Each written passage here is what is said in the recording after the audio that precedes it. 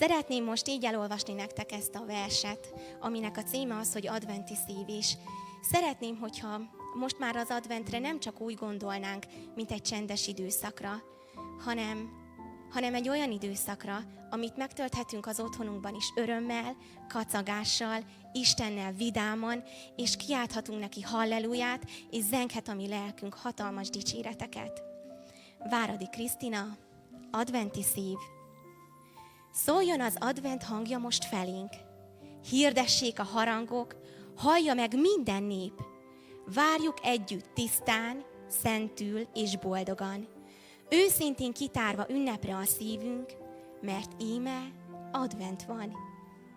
Hinni akarok, Uram, örülni és bízni, de legjobban, Uram, akarok szeretni, hogy a szívemben örök advent legyen, hogy bennem az öröm otthonra lejjen, hogy költözzön lelkembe mennyei béke, és a reménység lángja örökké égjen. Hogy a szeretet legyen az a kedves vendég, mit adni tudok magamból, mikor arra van szükség, hogy mindig teremjen ajkamon egy kedves, szép szó, mi fájdalmas sebekre halkan gyógyírt szól.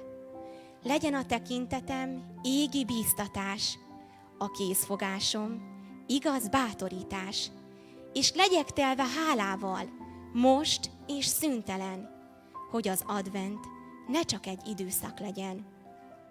De adventé váljon bennem minden szó és gondolat, minden egyes perc és rövid kis pillanat, hogy rólad szóljon, Uram, mint megváltó király, amiben veled egy drága találkozás vár, és térdre hullva áldjam a hatalmas csodát, hogy engem, bűnös embert, fiaddá fogadtál.